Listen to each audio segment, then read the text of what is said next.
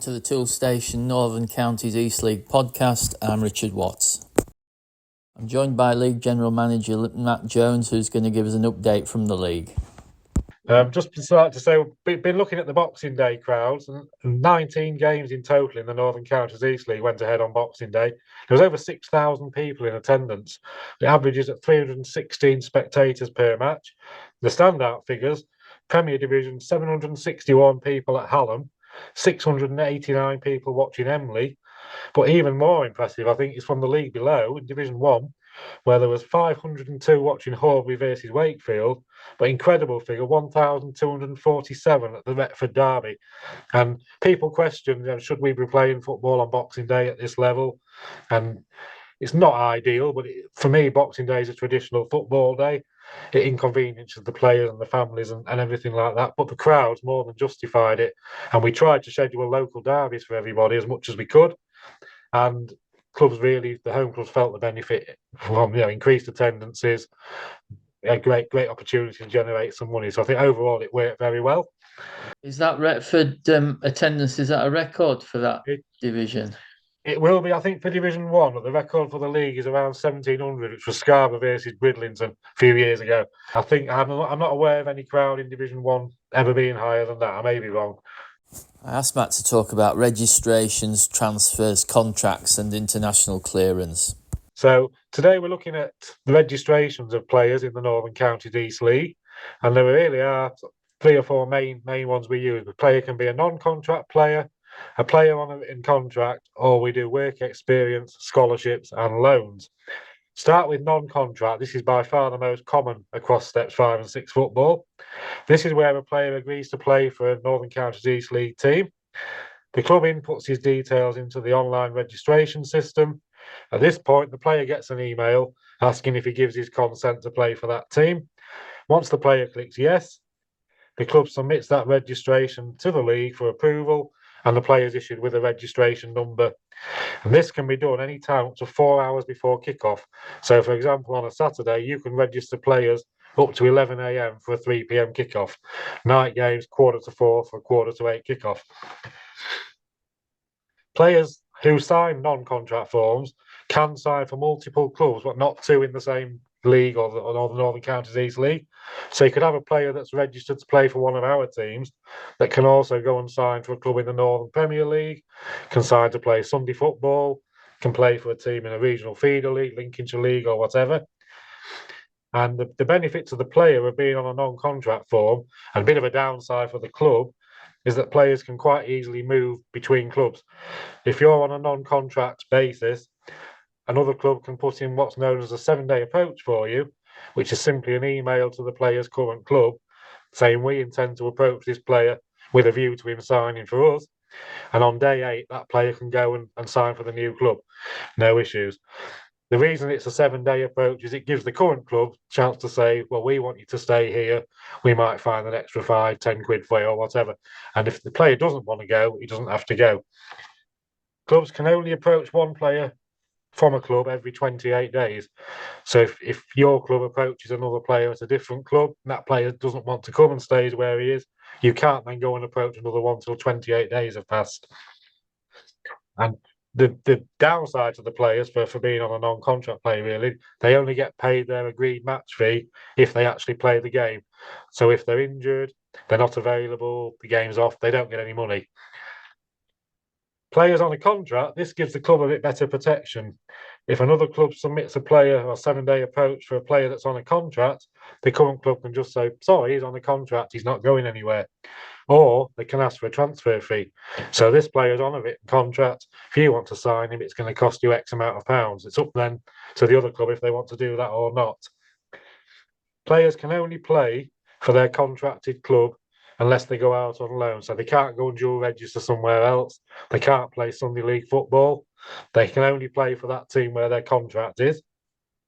The downside for the club, the player gets paid whether he's playing or not. So if you don't pick him, the game's postponed or whatever, that player gets paid his weekly fee, whatever. And this was a bit of a problem during the first when lockdown came in, because we had so many players on contract that were getting paid every week, even though the clubs had no income.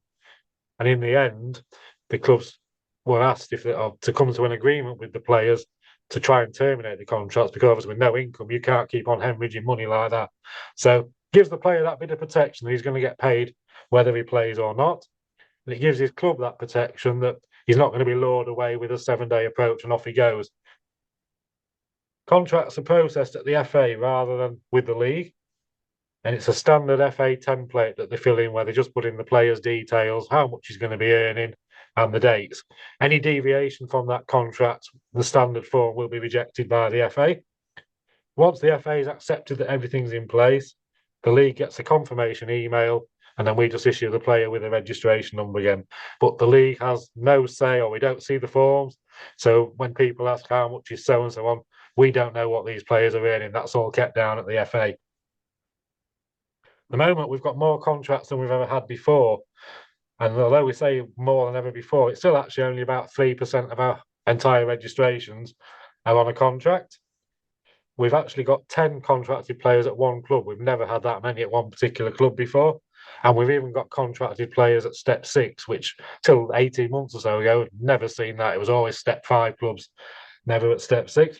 And we've had transfer fees agreed this year between 2 step 6 clubs to sign a particular player, which again, till recent times was unheard of. The only deviations to that, we are also allowed to have players on short-term loans and long-term loans. The only difference with them is a short-term loan is a minimum of 28 days, up to around 3 months. A long-term loan can be for any length of time, but it can include a full season.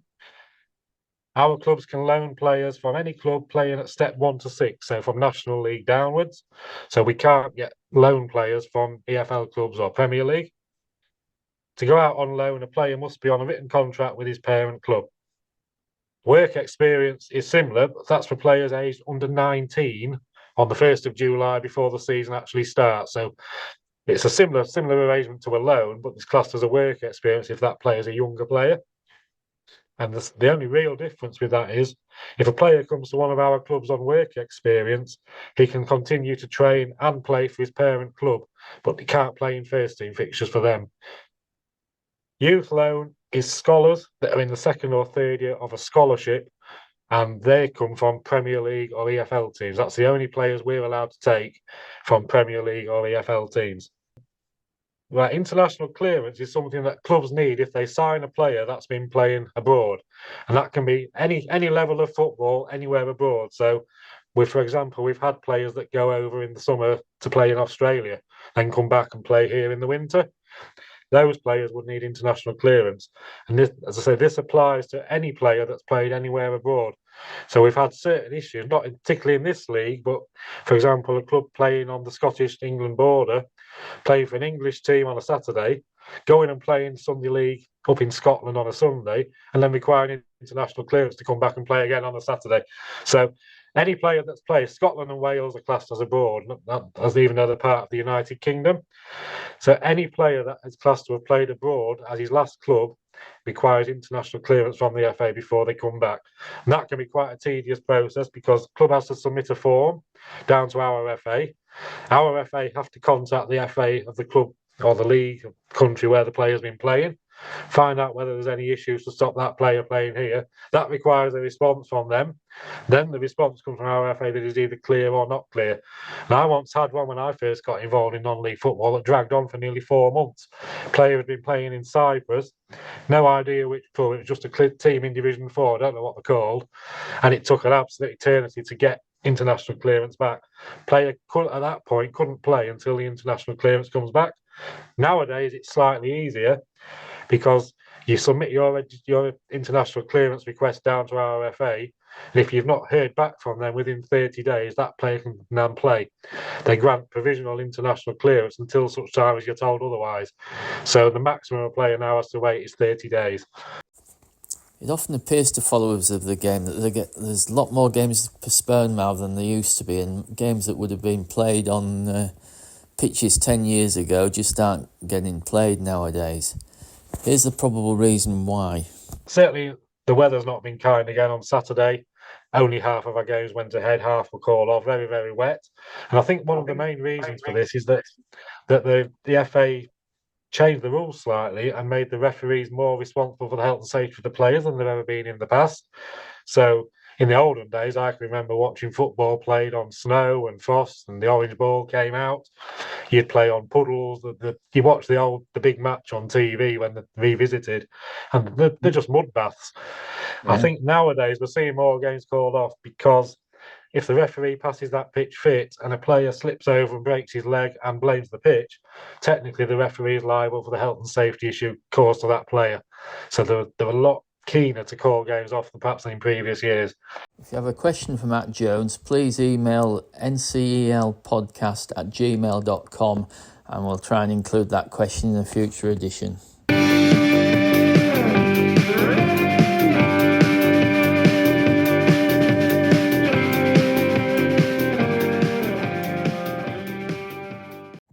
Volunteers are essential to all clubs at this level, and on the podcast we hope to feature a number of volunteers in future episodes.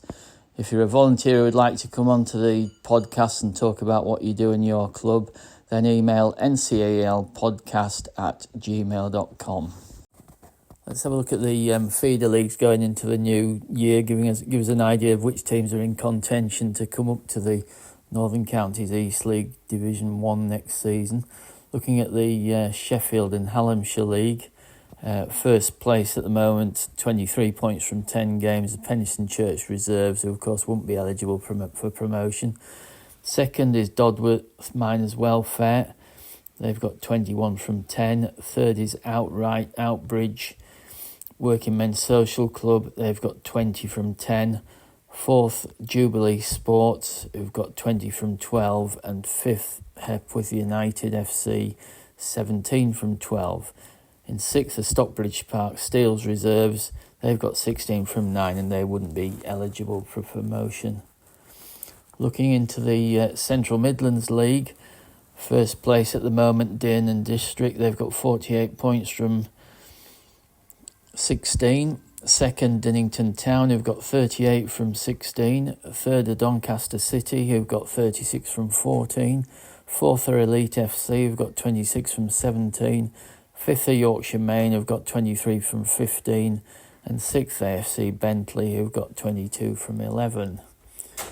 On to the Humber Premier League. First, it's Club Thorn, 37 from 14. Second, Schoolcoat Amateurs, 34 from 15. Third, Scout Cave United, 27 from 15. Fourth, Reckitt's AFC, 25 from 17. Fifth, Hornsey Town, 25 from 14. And sixth, Headon Rangers, 24 from 15. Into the Lincolnshire League. First place, Netlham FC, 39 from 15. Second, Lincoln Moorlands Railway, 37 from 17. Third, Ruston Sports FC, 31 from 14. Fourth, Wyverton First, 27 from 14.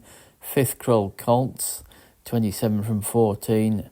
Sixth, Lincoln United Development, 26 from 15. Of course, they wouldn't be eligible for promotion. Into the West Yorkshire Premier League, first place, Headingley, they've got 33 from 14.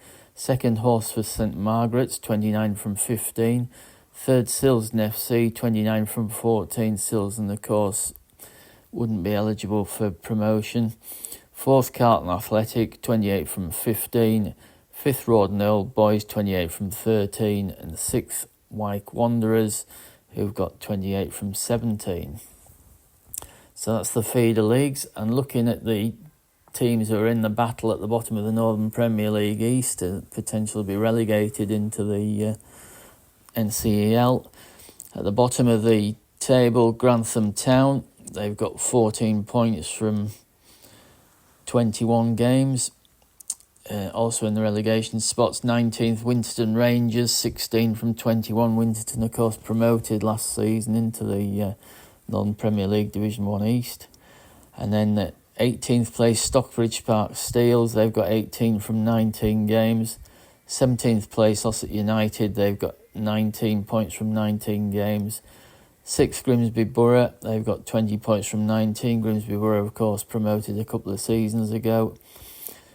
15, Sheffield FC, they've got 21 points from 19 games.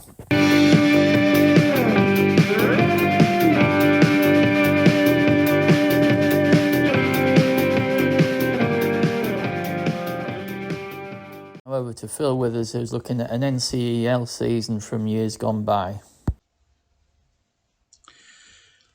Hello.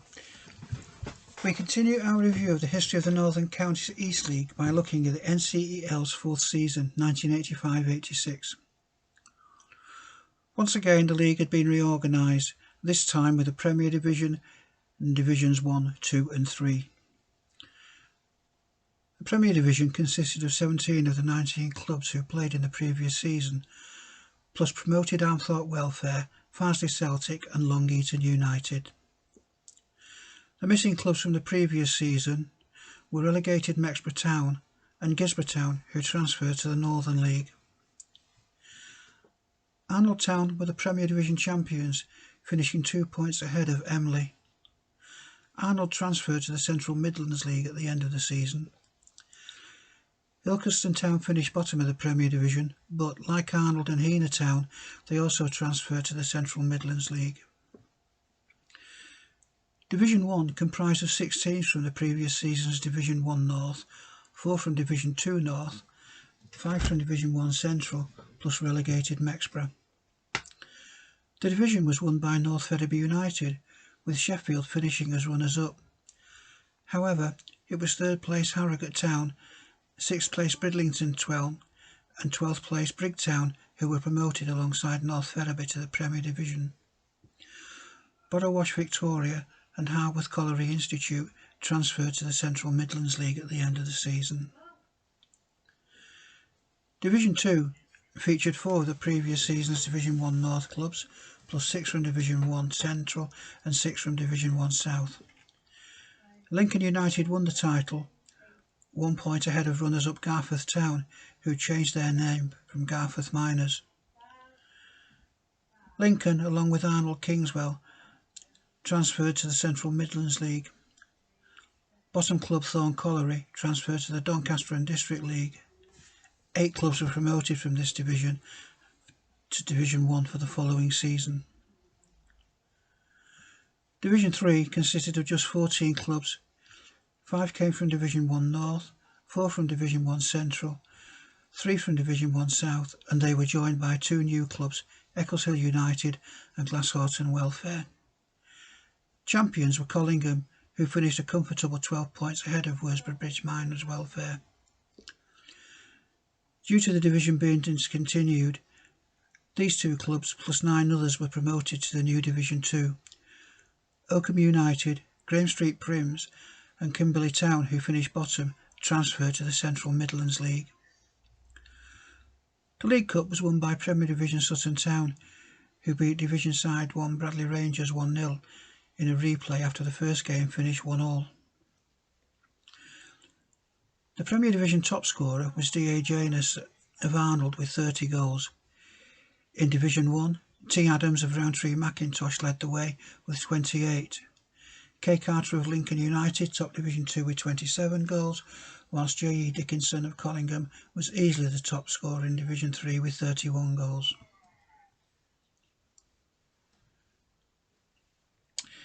In the National Cups, Bridlington Trinity and Alfreton reached the 3rd qualifying round of both the FA Cup. Alfreton also reached the 3rd qualifying round of the FA Trophy. Sheffield and North Ferriby were the league's last sides in the FA Vars, reaching round 4.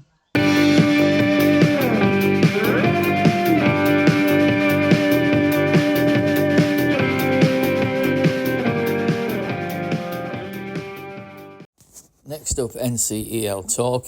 I'll hand straight over to host Aaron Walton. Well, welcome tonight, and we've got Si and Richard with me, Aaron, tonight. So we're going to open up by looking at some Boxing Day results, and as per usual, we'll start with the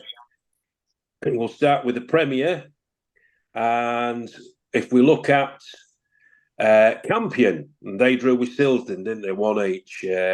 What did you think to that one then, Richard? 1 each. Yeah, stoppage time equaliser, wasn't it? It was. Nicky Bossell, 90th minute. So, yeah. Just wonder it doesn't surprise me with Silsden because I've been that impressed with them earlier in the season. The thing that surprises me is that they're not in the top 3 as things stand at the moment. Yeah, I think they're just the little. I mean, they're more consistent than they used to be, aren't they? And they're just possibly that little bit still inconsistent. But I think Silverton are doing well. You saw them thump Barton 5-0, and you were really impressed, weren't you? Yeah, they look really good that day. Yeah. So that's Campion. They're still at the top. I'm going to go through them bit by bit. Eccleshill. The worry continues as they were beaten 3-1 to Albion. So Albion is still up there in fourth, but I'm getting a little bit worried about Eccleshill. I'm not too sure about you. I think they've got enough to keep up, but because Maltby and Gould are really struggling. However, Eccleshill have only got 16 points, and Maltby and Gould are on 14. So I don't know. It's a surprise. It is a surprise because on paper Eccleshill have got a smashing team, but I don't know. Fingers crossed for them.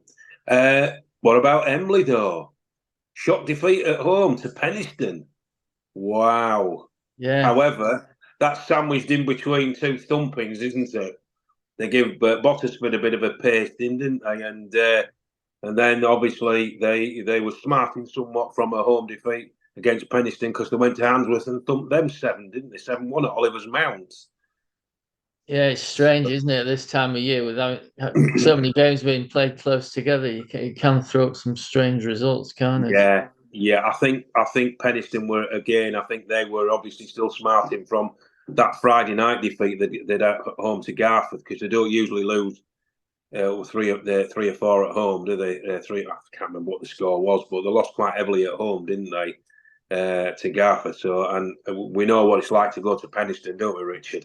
It's a really tough game there. So Emley is still keeping the pressure on. They're 3 games behind Campion, but only 2 points. So they're there or thereabouts, and they're still gunning for it. Going back to Garforth, they uncharacteristically lost at home to Knaresborough. But Knaresborough, for me, are definitely a light that's not going to go out this season, are they? Because they usually tend to have a bit of a dip in form, but they're in 8th on 35 points. Same points as Garforth. So Knaresborough, for me, I mean, me and you, Richard, as we well know, they're Barton's bogey team, aren't they? We're getting nothing, or as the locals say, we're getting nought at Knaresborough. So they're still going well, Knaresborough, and obviously Silverton are just below them in 9th. But we're going to I know you wanted to cover crowds, so we're going to the Steel City Derby, 761 at Sandygate. That's pretty good because Hallam are a bit stop-start this season, aren't they? It's a great crowd, isn't it? Marvellous. Same with Handsworth. 761. Oh, heck. How the Barton chairman would love 761 people there. Supping his ale. It'd be great, wouldn't it? But that's a superb crowd, isn't it? Yeah. 689 at Emley as well. Wow, I forgot. Yeah, but Emley do get the fans. They do get the village and surrounding areas behind them, don't they? Yeah, they do. Yeah, smashing facilities at Emley. Well, like a lot of grounds. Bottisford, the game we went to see, Richard. They salvaged a draw against a much depleted Barton team. Well, we had 5 first teamers out for that game, but no recognised striker. However, that's enough excuse. It's 2-2. Late Reece Moody goal deep in stoppage time. But I think on the face of it, I know you weren't there, Richard, but I think on the face of it, Bosford deserved a draw, if not maybe 3 points, because they really, second half, they really were. It was backs against the wall for Barton. So a good draw. I would say Barton would have taken a point there. So Barton in 13th. And I've missed Thackley out, but they drew 1-1 with Golker. So Thackley again, 3rd place. They're doing well, aren't they? Usually, again, Thackley are one of them teams that tends to drop off a bit, but they've not, have they, at all? No, still up there. Still up there. Frickley beat Gould 3-1. So Gould are still rock bottom. And Rossington beat Maltby 4-1 away. So, I do fear for Maltby and Gould. I really do. I hope they start to pick up a bit. And one we need to, last one before we go on to and get Si involved in the Division 1, Tadcaster got a much needed victory over Pickering on the Friday night, didn't they? 6-3. So well done to Taddy, because they are a decent team. Me and you, Richard, have seen them twice, haven't we? And they're not too bad. I mean, Barton had the nap hand over them, but I certainly thought they were a decent team. It took a great strike, didn't it, from Jimmy Playford to finally break the resolve, didn't it? That's right. Yeah, I see. I'm just looking today that Pickering, there was that Sangyang who was dual signed with Ferriby. He signed permanently for Pickering under a contract. So wow, he's a pretty good goal scorer. Well, we should have played him on Saturday, shouldn't we? But we'll not talk about the debacle that happened on Saturday. Yeah. Not very good. But let's get on. We'll go on to the First Division. And Si, how's Wakefield going? We had a bit of a Christmas stumble, I have to say. We lost just before Christmas to Armthorpe, who've really picked up a bit of form. They've, I think, taken 10 points out of the last 12. Wow! So they've really so that they had a really good. We had a bad performance. They had a good day and took a 1-0 win. Then there was the Wakefield derby with Horbury on Boxing Day. Derby day all round, wasn't it? Because Retford had their derby as well. They brought in 1,200 at Retford. We had 500 at Horbury. Yeah, good.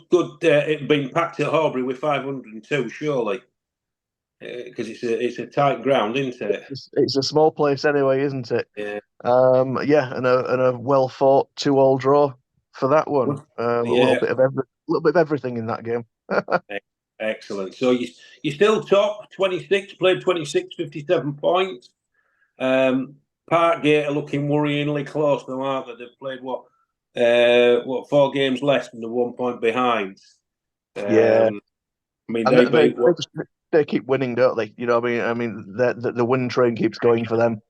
They won on Boxing Day. They won on Saturday. And in fact, even looking down, I mean, we've had this discussion before. We say, would you prefer the points in the bag or the games in hand? You'd prefer the points in the bag. But there's three. I think there's 3 teams below us who, if they win, their games in hand could go above us. Even Beverley down in 6th, because they're actually 4 games behind. They could overtake us. So it's still anyone's chase, really. Is this for the title? It's really. I mean, it's really, really close and really good. I mean, Parkgate, they've got the experience in the team. I mean, they won 1-0 at Wasborough, didn't they? So keeping the pressure on yourselves. And they also cast the sword into the belly of Walton, didn't they, last after the 8-1? Yeah. I mean, I feel for Walton, but Parkgate really, really sort of give them a good shellacking, should we say. And Shirebrook, they also... I just noticed that Parkgate are unbeaten in 8 games. Unbeaten in 8? Wow. Yeah. Wow. So how many games was it unbeaten before you lost to Armthorpe, Si? I think it was 13, including the West Riding County Cup as well. Yeah. Not sure about the league, but it was 13. And we'd just set another record for the club. Obviously, we haven't been going long, so a lot of the records are going to be new ones. It's quite easy to set this. Yeah.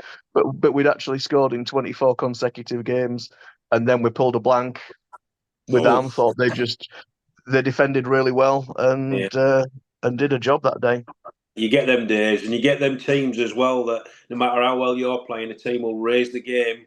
Barton have got plenty of them. Our Knaresboroughs, the Bottersfords, they always do it to us. But it's really looking tough. So if we go through some more of the results, Retford United came out top in the Retford derby, as you intimated earlier on, 4-1, and the crowd. Now, I don't know, 1,247 was put down on the website. But for me, I've been to Retford. Can that ground accommodate that number of fans safely? They must have been watching from the railway line. Well, yeah. But Because we've been, haven't we, Richard? We did a league. Did we do a? Was it a FA Cup Vars, game? was it? FA Vars Vars game. It was a while ago, wasn't it? And yeah, nice little place. it is a nice ground, but you think, can that surely fit 1,247 people in there? Well, it's got that stand, hasn't it, with the seating at one end, which is going to hold. What's that going to get? A couple of hundred in there, maybe a bit more. Yeah, probably. I mean, when we went, there was only me and my good lady sat in it, but so it shows out what we can pull. But but that's a fantastic crowd, though. I mean, what a great crowd, and obviously Retford United came out on top. Now, Shirebrook, I just intimated, they put Walton to the sword, didn't they? But they're doing all right. But the game, like you said, Si, they've got those games, haven't they? So yeah, another team that's got games in. I mean, in fact, actually, Shirebrook's on 27 games, 56 points. 27. So they've played more than anyone else at the moment. So they're doing the same as we are a little bit in looking over the shoulder and looking at the teams around them. But they're going to be up there at the end of the season. I think they're still going to be in the mix, along with, I think all of that top six are going to be fighting for those playoff spots. I think so, yeah. I mean, I went, obviously Beverley Town beat Selby 2-0, and I've had it on good authority that Beverley never looked in any trouble at Selby, and it was nice to see Josh Batty back on the score sheet. I hadn't heard Josh's name for a while, another ex-Barton Town player. He's been around the scene for a while, so it's good to see Josh Batty back. And I rushed back from Pickering when we didn't play them to watch Beverley Town play Claycroft Town. Beverley beat them 3-1. They made very hard work of it, and I've got to say, I've seen probably, Richard, we've seen some good goals, but by heck, Claycroft's goal was superb. It was about 30 yards out. One of them, when it leaves the foot, that's in the top corner. Yeah. One of them, it was superb. Tom Nicholson didn't even move. So hard, so fast, beautiful goal. But again, Beverley really never looked in any trouble. They're looking good.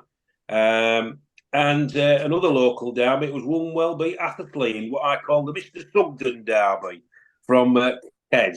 Can you remember Mr. Sugden, the games teacher?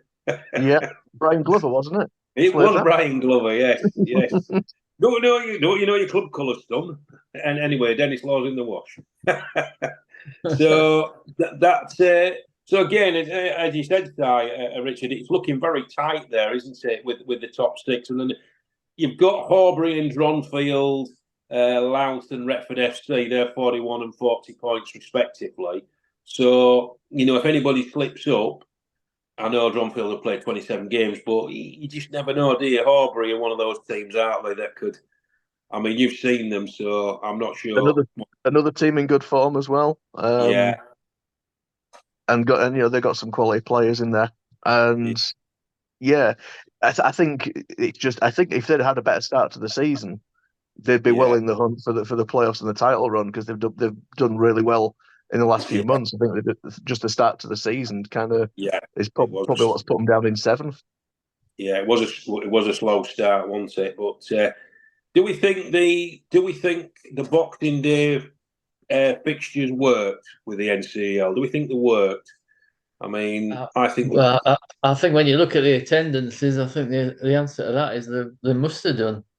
Definitely, they're just fantastic attendances right across the board.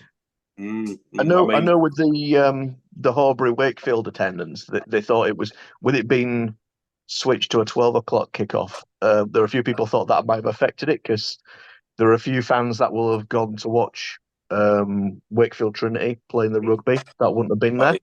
Yeah. And I think Leeds United were playing as well. So it's one of those things where they might have actually got more even than they did do at that one, and it's probably the same at some of the other ones.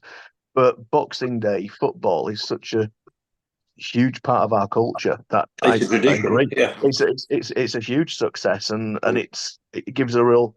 There's just a different spirit to it as well on Boxing Day, isn't there? There is, yeah. I mean, even when we went to, we went to Bottisford and Barton, and Bottisford, they don't get the crowds which they should have, really, because they're playing some good football now.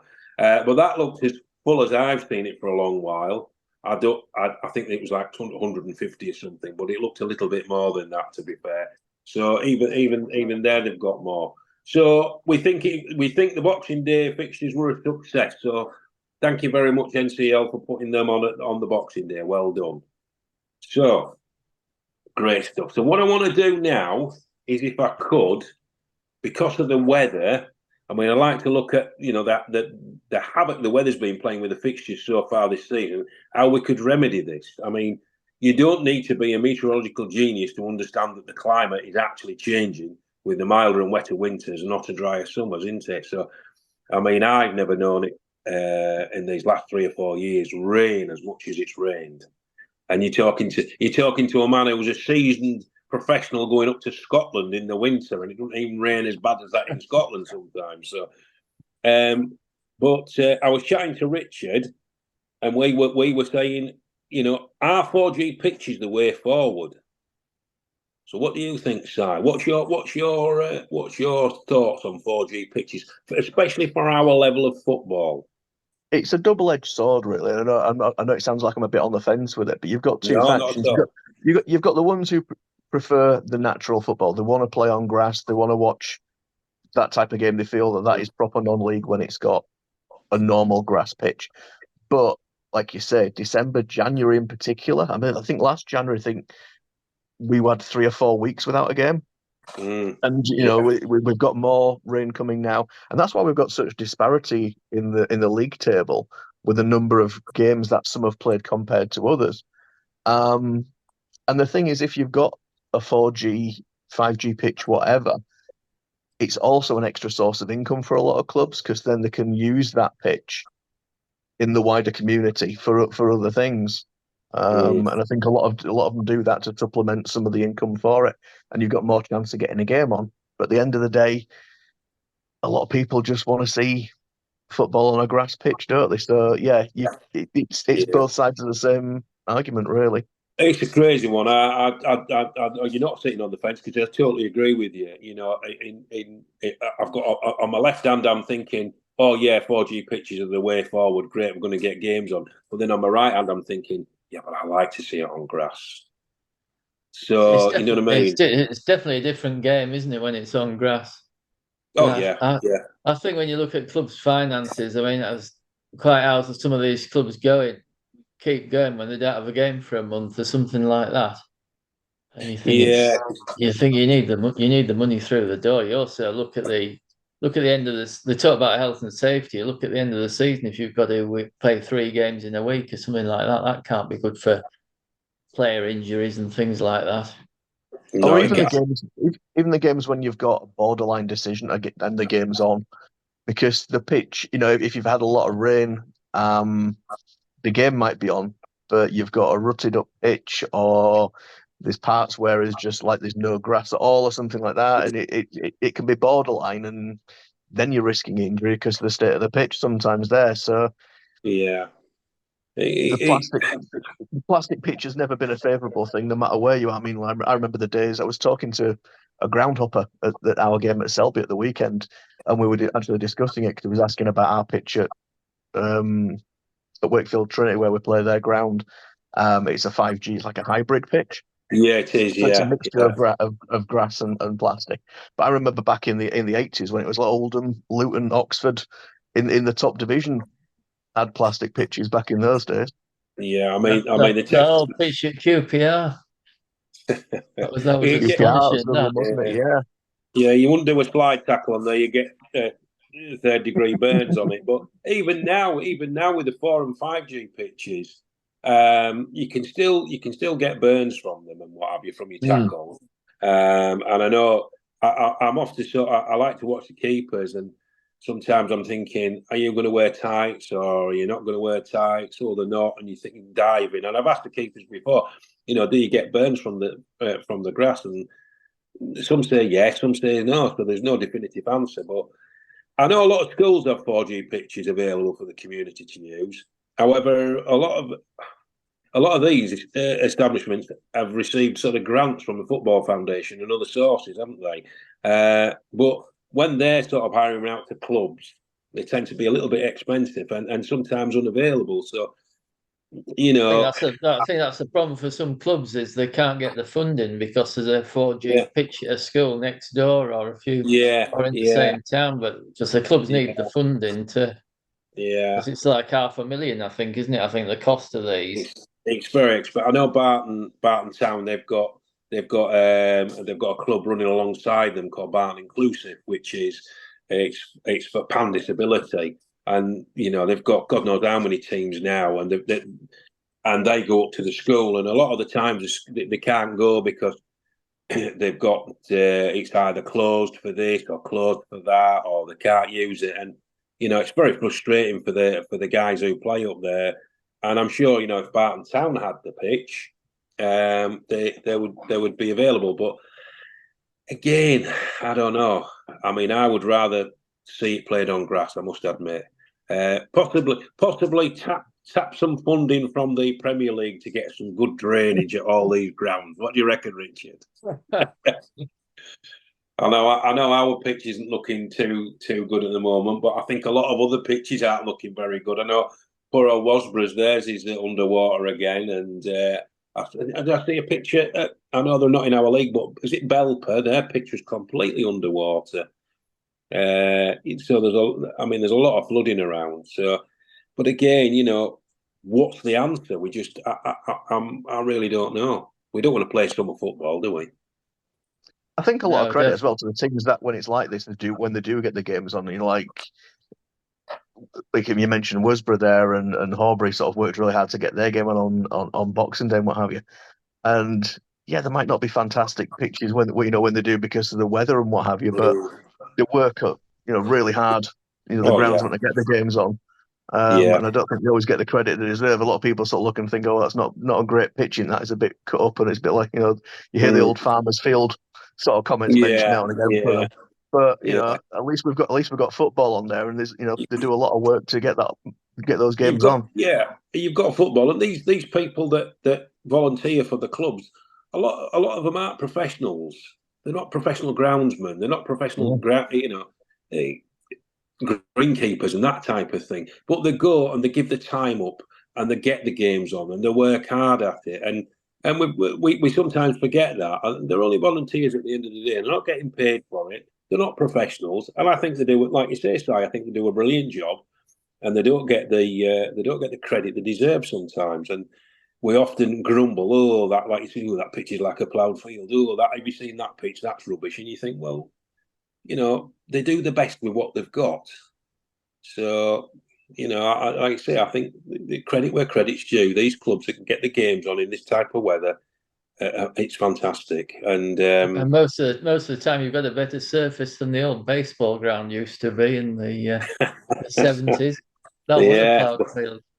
Oh well, you look at a lot of the grounds when if you're watching the old replays of the big match with the teams on there, there were some really poor grounds. Main Road was terrible, wasn't it?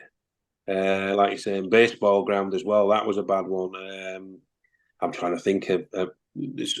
I've seen a few games when at Craven Cottage in the 70s. That wasn't too clever either. So, but what do we do? It's a difficult one.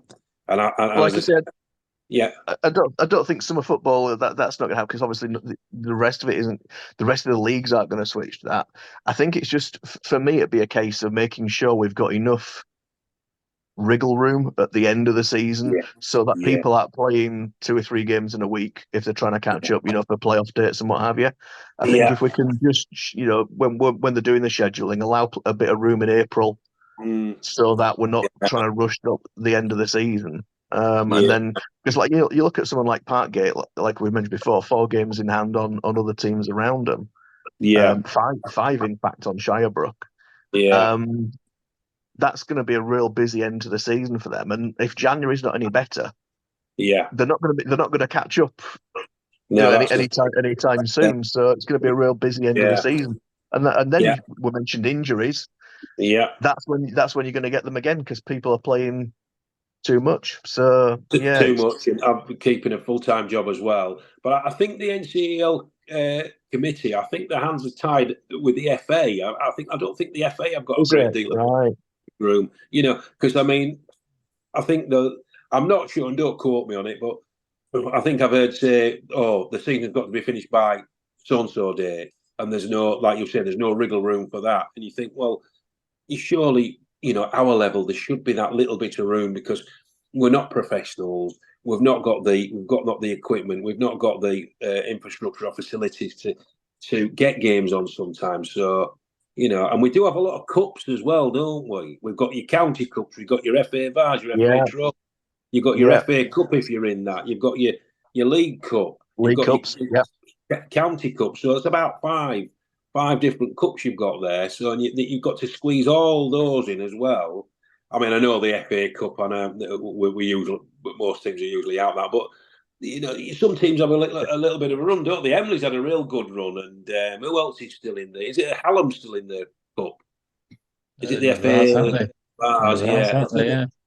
So they've had a real good run in that, and some teams do. I know, can you remember Barton had a decent run, didn't they? They got to play. Was it North Shields, wasn't it, Richard? That's right. Yeah. We've now gone out of business. Yeah. It just shows you, doesn't it? It's a real predicament running a club, and you've got to really juggle. There's Mask United today, haven't they? They've resigned from the Northern Premier League today, Mask United. Yeah. Have they really? Yeah. Wow. So I don't think, just sort of thinking about April games, your big problem you've got your cricket, haven't you? So many of the teams share with cricket teams. Cricket gets underway in April. Yeah. You've got I can think of Emily, Pickering, who else, Richard? Maltby Main. Maltby Main, Hallam. And they've all got cricket pitches at the side, haven't they? So I like those. It's strange, because the game's sort of the last game of the season's on the 13th of April, and you look at other, like the higher leagues, and they all finish like mid-May, don't they? It's like another month there. But like I said, that's one thing I hadn't considered. Yeah, like other sports, because there's a lot of ground sharing and complexes around, isn't there? Yeah, I know that. I know the NCEL at the beginning of this season, they've got to be quite mindful of clubs who share it with cricket clubs. So they've got to be quite careful there. I don't know if Matt Jones still does the fixtures. They give him a bit of a headache at times, don't they? So, but all in all, I think our 4G pitches, the way forward, we don't know. Sometimes they work, sometimes they don't.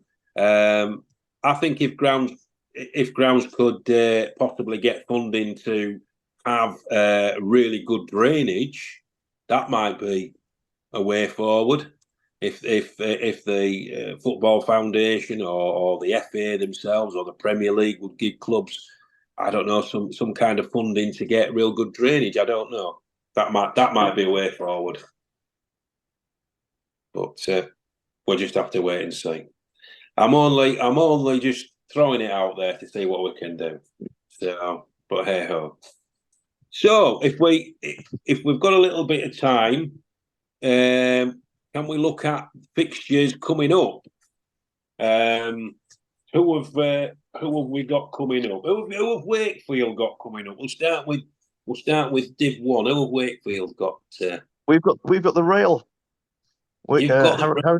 Harrogate Railway on Saturday.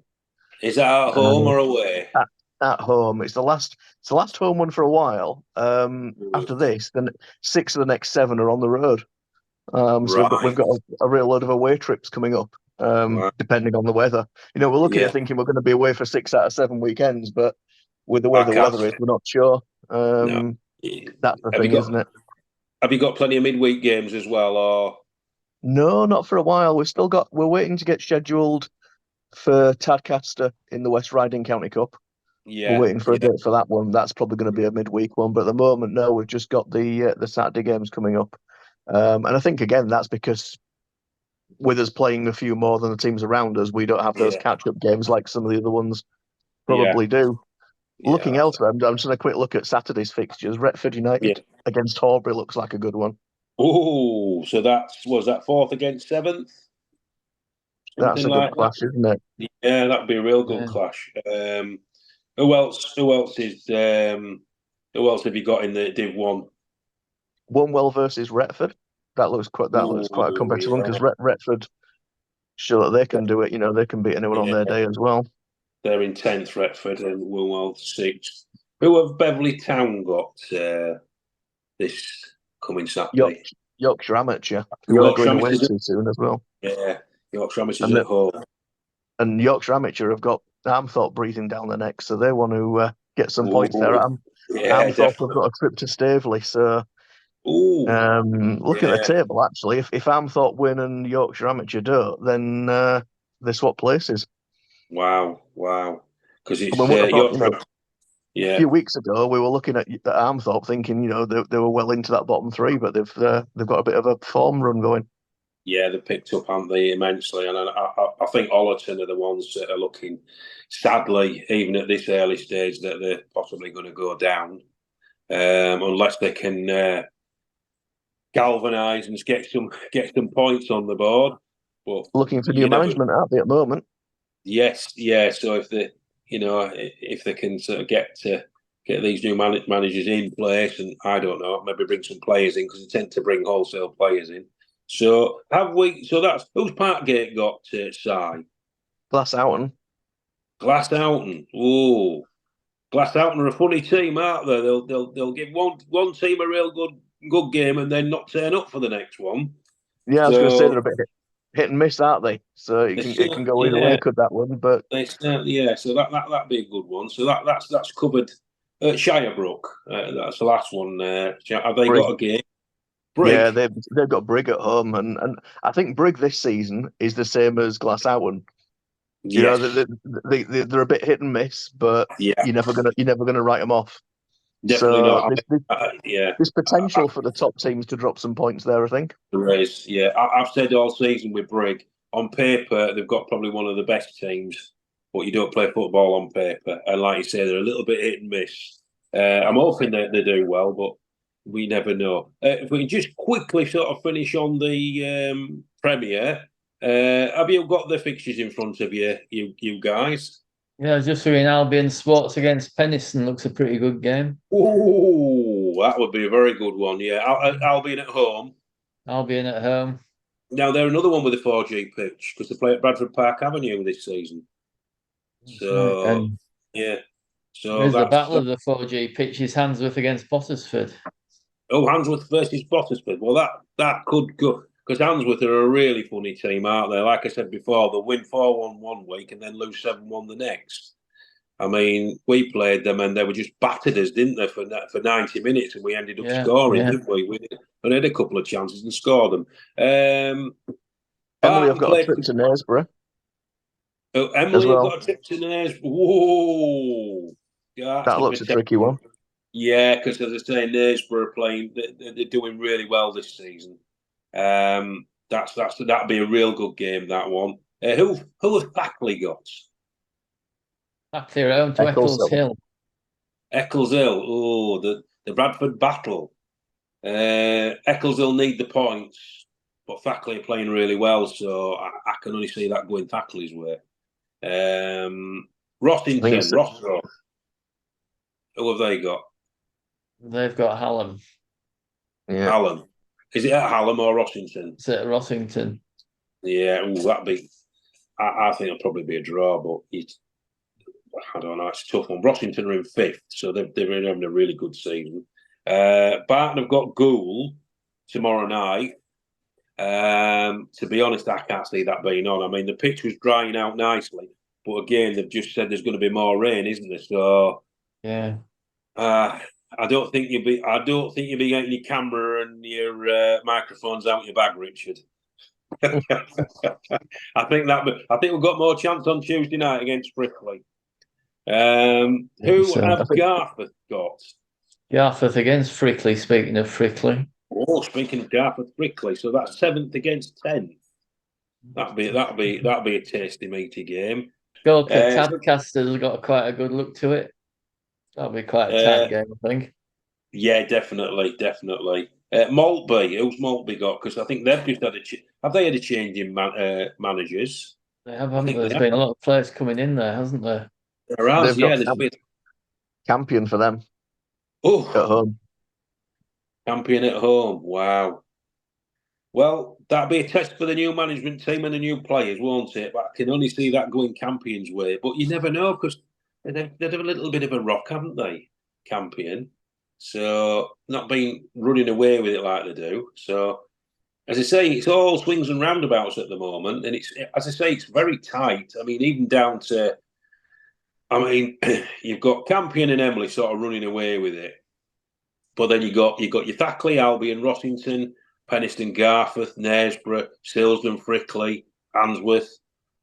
I'm going to go down probably to Barton and Golka, who could get on if they get on a run.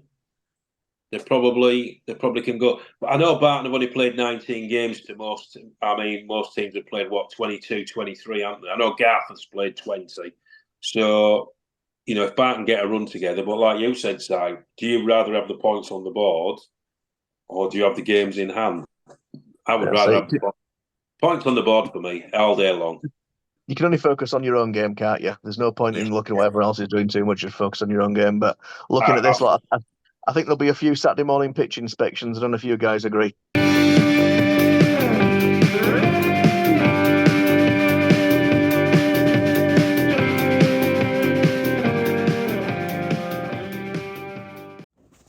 That's it for this edition. If you've got any news for the podcast or you'd like to appear on the podcast, please email ncelpodcast@gmail.com. Thanks for listening.